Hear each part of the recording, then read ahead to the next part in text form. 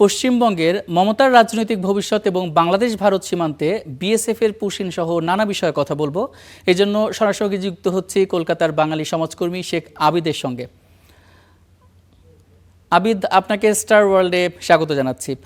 আবিদ, ক্ষমতা হাতছাড়া হওয়ার 1 মাস না পেরোতেই তৃণমূল নেত্রী মমতাকে সবাই ছেড়ে যাচ্ছে কেন? আর এই যে পুশিনের ঘটনা ঘটছে এবং নানাবিধ ঘটনা ঘটছে, নতুন যে রাজ্যপাল এসেছে তার সাথে বাংলাদেশের সমীকরণটা কেমন হতে চলেছে? দেখুন, পশ্চিমবঙ্গে তৃণমূলকে তৈরি করাই হয়েছিল যাতে আপনার সিপিএমকে হটানো যায় এবং কংগ্রেসকে কিভাবে ক্যান্সেল করা যায়, পারপাস সার্ভ হয়ে গেছে। এবং তাই জন্য সবাই মমতা ব্যানার্জিকে ছেড়ে দিচ্ছে, কারণ মমতা ব্যানার্জি তো অ্যাকচুয়ালি আপনার এনডিএ সাথে যুক্ত ছিলেন। তার সিম্বলকে জাস্টিফাই করে দেওয়া, ইলেকশন না লড়েই তার যে সিম্বলটা আছে জোড়া ফুল, সেটা এলকে আদবানি ওটাকে র্যাটিফাই করিয়ে দিয়েছিল ইলেকশন কমিশনকে বলে। তো এখানে আমরা চিরকালই জানতাম যে মমতা ব্যানার্জি একটা বিজেপিরই এন্টিটি, বিজে মূল বলতাম আমরা তাকে। এবং আজকে যা হয়েছে সেটা তো হবেই, এটা তো কিছু নতুন কিছু না। অনেক মুসলমান আছে যারা যাদের চক্ষু লজ্জা ছিল, তারা ডেভেলপমেন্ট চাই এবং তারা চিরকাল সিপিএম বিরোধী ছিল। তো তাদেরকে মমতা ভালো লাগতো এবং তারা মমতা করত। মুসলমানরা তো মমতাকে বাজপেয়ীর টাইম থেকেই করছে এবং দেখবেন এইবার 3-4টে এমপি তারা আউটসাইড সাপোর্ট দিচ্ছে মমতা ব্যানার্জির পার্টি থেকে, যদি এখন মমতা ব্যানার্জির পার্টি কিনা সেটা বলা ভুল হবে। তো এখানে অনেক ব্যাপার আছে। এইগুলো হচ্ছে আমাদের দেশের আদর্শহীন রাজনীতির প্রতিফলন। এবং বাংলাদেশ ভারত ক্ষেত্রে যা আপনারা দেখতে পাচ্ছেন, এটা মমতা ব্যানার্জি থাকা কালীনই হচ্ছিল।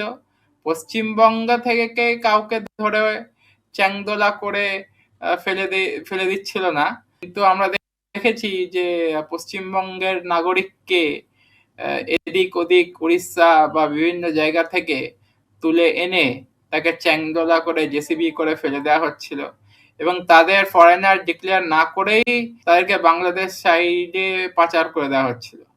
তার কারণ একটাই, কারণ আমাদের দেশে আইনটা একটু কঠিন এবং কঠোর এবং সুপ্রিম কোর্ট অফ ইন্ডিয়া আপনাকে ধরবে আর আপনি জবাবদিহি আপনাকে করতে হবে। তাই জন্য তারা ইলিগাল মিনস ইউজ করছিল, এখন তারা ধরা পড়ে গেছে এবং সুপ্রিম কোর্ট 4-5টা কেসে বলেওছে যে এটা কেন এরকম হচ্ছে, আপনারা যাদের ভারতীয় নাগরিককে যদি এইভাবে ওখানে পাঠিয়ে দেন তো ভুল করছেন এবং তাদেরকে ফিরিয়ে আনতে হবে, এবং ফিরিয়ে এনেওছে। ইনফ্যাক্ট এমন হয়েছে যে শুধু বাঙালি মুসলমানের সমস্যা তো না, আসামের সো কল্ড খিলঞ্জয়া বা ভূমিপুত্র অসমীয় মুসলমান সাকিনা বেগম, তাকে তো ঢাকাতে পাঠিয়ে দেওয়া হয়েছে এবং সে এখন বাংলাদেশেই আছে, তাকে এখনো ফেরত আনা হয়নি। তো এটা একটা ডেঞ্জারাস প্রেসিডেন্ট সেট করে দেওয়া হয়েছে এবং অনেক দিন থেকেই হচ্ছে। আর এখানেও মমতা ব্যানার্জির রোল আছে। মমতা ব্যানার্জি সোমনাথ চ্যাটার্জির মুখে আপনার পেপার ছুঁড়ে ফেলেছিলেন। আবিদ, এই যে সীমান্তে পুশিনের ঘটনা ঘটছে, এতে ভারতের মানবাধিকার সংগঠনগুলোই এটিকে অবৈধ এবং আন্তর্জাতিক আইনের লঙ্ঘন বলছেন। তো স্বাভাবিক রাজনৈতিক পথে কেন হাঁটলেন না নরেন্দ্র মোদী? পুশব্যাকের পথ কেন বেছে নিলেন, এই ব্যাপারে একটু জানাবেন। এটা কথাটা তো পুশব্যাক না।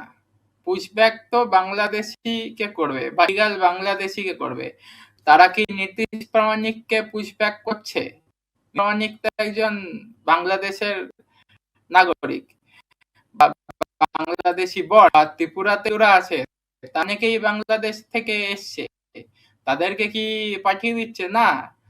ব্যাপারটা হচ্ছে ইলিগালি কিভাবে পপুলেশন এক্সচেঞ্জ করা যায়, এটা একটা ফর্ম অফ পপুলেশন এক্সচেঞ্জ। এবার লিগাল ভাবে তো কোনো ভারতীয় মুসলমানকে বাংলাদেশে পাঠাতে পারে না, তাই জন্য এরকম ইলিগাল ভাবে করছে। এরা অলওয়েজ ইলিগাল ভাবে বিজেপি সরকার অ্যাক্টিভিটি করে এসছে।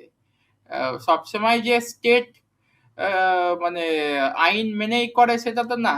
এটা তো অনেক কিছু ভাবেই করতে পারে। নইলে জেসিবি দিয়ে একজন মালদার শ্রমিককে চ্যাংদোলা করে ফেলে দিল, এটা তো পসিবল না লিগ্যাল ওয়েতে। ফরেনার ডিক্লেয়ার না করেই যে করে দিচ্ছে, এগুলো দেখাতে চাইছে। জি, শেখ আবিদ, আপনাকে অসংখ্য ধন্যবাদ।